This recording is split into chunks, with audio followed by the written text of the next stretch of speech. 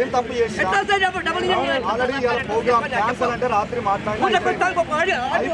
Programme వచ్చిన రావడంగానే సన్మానం చేస్తా అంటే నన్ను వద్దని మళ్ళీ నువ్వు సన్మానం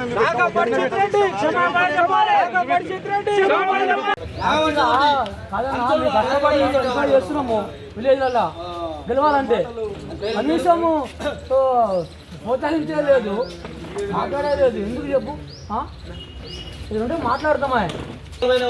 నా మీద గుద్దిండు, ఎందుకంటే ఇప్పటిగా చెప్పలే. అలా వచ్చి నా మీద నా కాలు పట్టుకొని క్షమాపణ చెప్పినాక నేను మొత్తం మనుషులందరినీ తీసుకొచ్చుకుంటా, నా బలం ఏందో చూపిస్తా. నేనైతే వదిలిపెట్టాను. నేను ఏమనాలే, నేను అధ్యక్షుడు ఆర్గ్యుమెంట్ చేస్తే వాళ్ళు నన్ను కొట్టాడు. ఇప్పటి వరకు నా మీద దెబ్బేసిన లేడు. నేను ఇప్పుడు ఒక్క మెసేజ్ పెడితే అప్పుడు వేరే ఉంటుంది. నేనేమన్నా వాడి మనిషి వాడు ఎట్లా వచ్చి నాకు గల్లబట్టి కొడతాను. నా అద్దాలు జరైతే పుచ్చుకును బుద్ధి మాట్లాడుతారు. ఎవరన్నా బుద్ధింది ఎవరు? మోహన్ రెడ్డి, పక్కిన మోహన్ రెడ్డి గాడు, వాడు ఇంతమంది హాస్పిటల్లో పనిచేసేది. నాగమర్షి హాస్పిటల్లో పనిచేస్తే వాడిని జిల్లా ఉపాధ్యక్ష పదవి ఇచ్చారు. సన్మానము చేద్దామనంటే అధ్యక్షుడు పర్మిషన్ తీసుకొని ఇవాళ ప్రోగ్రామ్ మొత్తం డిజైన్ చేసిన. ఇవాళ అందరికీ శాల్వలు, మెమెంటోస్, అందరికీ భోజనాలు పెట్టి మంచిగా పూలదండలు వేసి స్వీట్లు పంపిణీ చేసి ఘనంగా చేద్దామనుకున్నా. ప్రోగ్రామ్ క్యాన్సల్ చేసాడు.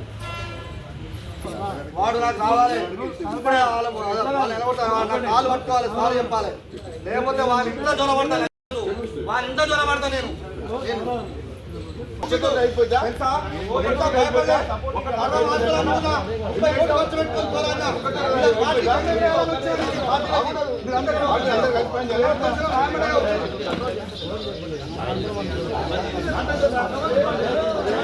అటల్ బిహారీ వాజ్పేయి జయంతి సందర్భంగా పార్టీ కార్యాలయానికి రాగానే నా మీద కక్షపూరితంగా జిల్లా పార్టీ అధ్యక్షులు వర్షిత్ రెడ్డి గారు మరి నేను పార్టీలో చేరిన నాటి నుండి ఇప్పటి వరకు నా మీద కక్ష పెట్టుకొని ఈరోజు ఆయన నాగం హాస్పిటల్లో పనిచేసినటువంటి మోహన్ రెడ్డి ఇద్దరు కుట్రపూరితంగా నా మీద దాడి చేసి పిడగుద్దులు గుద్దుకుంటూ నా అద్దాలు ఇరగొట్టి ముఖం మీద మొత్తం పిడగుద్దులు గుట్టుకుంటూ మరి కొట్టడం జరిగింది. మరి ఇది ఎందుకు ఈ కుట్ర అంటే, నేను ఈరోజు వాజ్పేయి గారి జయంతి సందర్భంగా నేను ఏదైతే స్థానిక సంస్థలు సర్పంచులు, వార్డు మెంబర్లు, ఈ నియోజకవర్గంలో దాదాపు 30 మంది వార్డు మెంబర్లు, ఒక సర్పంచు, ఒక 2 ఉప సర్పంచులు గెలవడం జరిగింది. వారికి కార్యకర్తలు ఈ నియోజకవర్గంలో ఒక బలాన్ని చేకూర్చాలి, వాళ్ళకు ధైర్యాన్ని ఇవ్వాలనే ఆలోచనతోని మొదటి విడతల జరిగింది. వారికి ఇప్పటివరకు సన్మానం చేయకపోవడం వల్ల వేరే పార్టీలు సన్మానం జరిగింది. మరి నేను చేస్తా అని చెప్పేసి ఇప్పటికీ 3-4 పర్యాయాలు అడగడం జరిగింది. అడిగితే ఈరోజు నిన్న తన పర్మిషన్ తీసుకొని వాట్సాప్లో నేను ఏదైతే ఫ్లెక్సీ తయారు చేసినో ఫ్లెక్సీ డిజైన్ కూడా ఆయన ఓకే అని మరి డన్ అని పెట్టిన తర్వాతనే నేను ఈ కార్యక్రమాన్ని ముందు తీసుకుపోయి అందరూ ఈ నియోజకవర్గంలో గెలుపొందిన కార్యకర్తలకి, వార్డు మెంబర్లకి, సర్పంచ్కి, ఉప సర్పంచ్లకి, అదేవిధంగా కార్యకర్తలకి పెద్ద ఎత్తున రావాలి, ఆ వాజ్పేయి గారి జయంతి కార్యక్రమం తర్వాత మీకు సన్మానం ఉంటుందని చెప్తే రాత్రి కుట్రపూరితంగా నా కార్యక్రమాన్ని క్యాన్సిల్ చేయించి ఉదయం సరే అయితే అయింది, ఎందుకంటే రాష్ట్ర అధ్యక్షులు రామచంద్రరావు గారు వస్తున్నారు అని అంటే ఏదో రోజు మరి లేట్ అవుతుందేమో అయినా పర్లేదు అని చెప్పేసి నేను ప్రోగ్రాం క్యాన్సిల్ చేసుకున్నా. యథావిధిగా ఈరోజు జయంతి కార్యక్రమానికి పార్టీ ఆఫీస్కు రాగానే మళ్ళీ సన్మానం చేద్దాము వచ్చిరు కదా అని చెప్పేసి అధ్యక్షుడు అంటే, నువ్వు వద్దంటివి మళ్ళీ ఇప్పుడు ఇది ఎందుకు, మళ్ళీ 2 సార్లు ఎందుకు అని నేను అనగానే, అరే నువ్వు ఎక్కువ చేస్తున్నావు అని చెప్పేసి వెంటనే నా మీదకి వచ్చి ఏమనతోలుగానే వెంటనే దాడి చేసి, అరే నువ్వు పార్టీలో బయటికి వెళ్ళరా, పార్టీ ఆఫీసులకు వెళ్ళి నీ అయ్యే జాగిరి కాదురా అని చెప్పేసి నన్ను మాటలు తిట్టుకుంటూ పిడిగుద్దులు గుద్దుకుంటూ మరి నా అద్దాలు బలగొట్టి నన్ను కొట్టడం జరిగింది.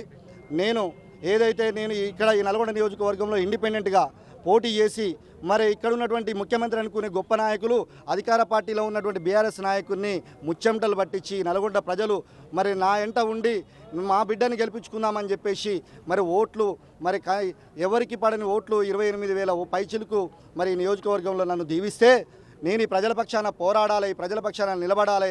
ఈ నల్గొండలో ఖచ్చితంగా రానున్న రోజుల్లో మరి కాషాయ జెండా ఏదైతే కమలం పువ్వు ఈ నల్గొండ కోట పైన ఎగిరేయాలని చెప్పేసి లక్ష్యంతో నేను ఏదైతే పార్లమెంట్ ఎన్నికల్లో కిషన్ రెడ్డి గారి నాయకత్వంలో నరేంద్ర మోడీ గారు చేస్తున్న అభివృద్ధిని చూసి నేను పార్టీలో జాయిన్ అయితే వీళ్ళెవ్వరిని నన్ను అడగకుండా పార్టీలకు ఎట్లా వస్తామని చెప్పేసి ఆ రోజు నుంచి నా మీద అనేక కుట్రలు జరుగుతూ ఉన్నాయి.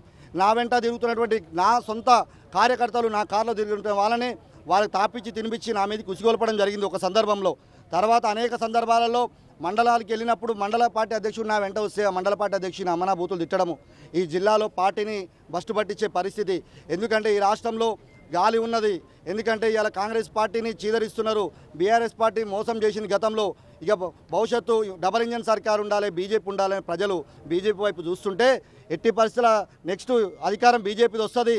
వీడు రామరాజు లాంటోడు ఉంటే నాకు వీడు ఎన్నున్నా అడ్డమని చెప్పేసి నా మీద అనేక కుట్రలు చేస్తూ మా మధ్యలో మాకు ఇక్కడ పోటీ చేసినటువంటి శ్రీనివాస్ గౌడ్కు నాకు అనేక మందికి మధ్యలో గొడవలు పెడుతూ మరి ఈరోజు చివరగా నన్ను వ్యక్తిగతంగా డైరెక్ట్ దాడి చేసి అవమానపరిచి ఇప్పటికైనా పార్టీలకు వెళ్తాడేమని చెప్పేసి కుట్ర చేస్తూ ఉన్నారు.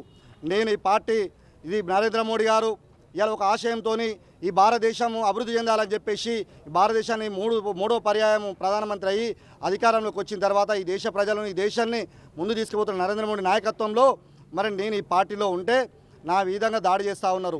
ఇలాంటి అధ్యక్షుడు అందరికీ కూడా తెలుసు. ఎన్నో సందర్భాలలో జిల్లా అధ్యక్షుడు అయినప్పుడు ఇక్కడ ఉన్నటువంటి మున్సిపాలిటీలో గెలిచినటువంటి వార్డు మున్సిపల్ కౌన్సిలర్ని దగ్గర తీసే పరిస్థితి లేదు. నీకు అధ్యక్షుడు వద్దని చెప్పేసి జిల్లాలో ఉన్న నాయకత్వం అంతా కూడా అన్నా కూడా జిల్లా నాయకత్వం నాకు ఇచ్చింది. వాళ్ళ కార్యకర్తలను బెదిరిస్తాడు.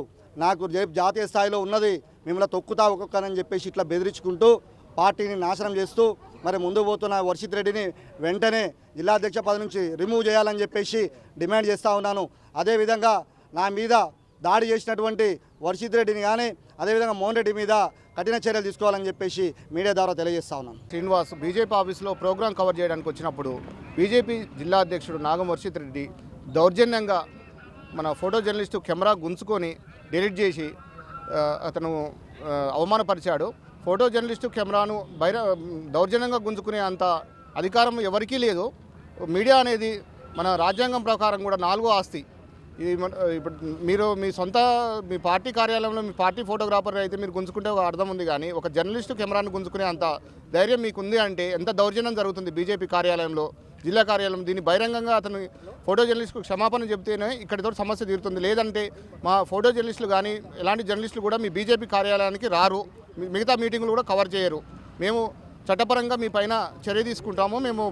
ఇప్పుడు మీరు క్షమాపణ చెప్పకుంటే మేము పోలీస్కు కంప్లైంట్ చేయడం జరుగుతుంది.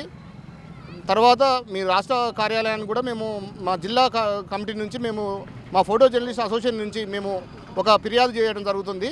మా రాష్ట్ర కమిటీ పిలుపు మేరకు కూడా మేము రాష్ట్ర వ్యాప్తంగా కూడా ఈ ఆందోళన పెద్ద ఎత్తున చేయడానికి రేపటి నుంచి కార్యక్రమాలు చేపడతాం. Local to global news at your finger tips. మీ చేతిలో ఒక ఆయుధం. Download Raw TV app. Media legend Ravi Prakash is back.